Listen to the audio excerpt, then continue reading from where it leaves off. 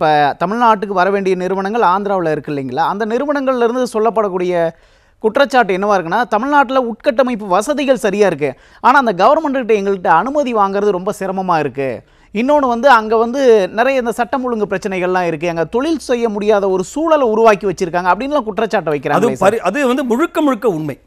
காரணம் என்னவென்றால், தமிழ்நாட்டில் பார்த்தீங்கன்னா இந்த லா அண்ட் ஆர்டர் தான் திரும்ப நம்ம சுற்றி ஒரு நிறுவனங்கள் எப்படி யோசிக்கணும்னு பார்த்தீங்கன்னா, எந்த அளவிற்கு லா அண்ட் ஆர்டர் கண்ட்ரோலில் இருக்குன்னு என்று பார்ப்பார்கள்.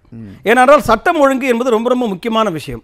நாட்டினுடைய மாசு கட்டுப்பாடு எந்த லெவலில் இருக்கிறது, அதற்காக இந்த பியூரோக்ராட்ஸாக இருக்கக்கூடிய அமைச்சருடைய அந்த அணுகுமுறை எப்படி இருக்கிறது, ஆட்சியாளர்களுடைய அந்த பார்வை எப்படி இருக்கிறது, அதையெல்லாம் வைத்துத்தான் ஒரு நிறுவனம் முதலீடு செய்யும் இல்லைங்களா. அப்படி பார்த்தால் இங்கே இருக்கக்கூடிய எந்த ஒரு அமைச்சர் மீதும் அல்லது இந்த ஆட்சியின் மீதும் அவர்களுக்கு அடிப்படையிலேயே நம்பிக்கை இல்லை. ஓகே சார், அதுதான் காரணம். இன்னொன்று, கிட்ட நெருங்கினாலே எனக்கு என்ன கிடைக்கும் என்று கேட்கக்கூடிய அந்த கேள்வி இருக்குது பார்த்தீங்களா, அந்த கேள்விக்கு எந்த நிறுவனத்தாலும் பதில் சொல்லவே முடியாது.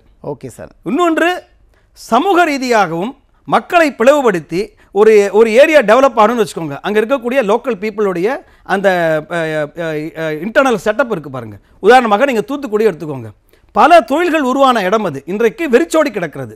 எதனால்? கிளப்பப்பட்ட பல்வேறு பொய்கள், அதனால் விளைந்த பல விளைவுகள், அதனால் ஏற்பட்ட இருக்கக்கூடிய அந்த விளைவு தான் என்னாச்சு பார்த்தீங்கன்னா, இன்றைக்கு எப்படியோ வளர்ந்திருக்க வேண்டிய தூத்துக்குடி அப்படியே சரிந்து கிடக்கிறது. இதற்கும் அடிப்படை காரணம் மக்களை பிளவுபடுத்தி அவர்களுக்குள்ளே இருக்கக்கூடிய பிரச்சனைகளை பெரிது பண்ணி பொய்களை பரப்பி அதுக்கு வந்து மக்களுக்கு இது வியாதி வந்துடும் அந்த வியாதி வந்துடும் என்றெல்லாம் சொல்லி அதை நடக்கக்கூடிய ஒன்றை கூட, வரக்கூடிய முதலீட்டை கூட வர முடியாமல் இவர்கள் எதிர்க்கட்சியாக இருக்கும் போதும் செய்தார்கள். அதான் நீங்கள் நோட் பண்ணோம். ஓகே சார், அதுதான் ரொம்ப முக்கியமான விஷயம். Okay sir.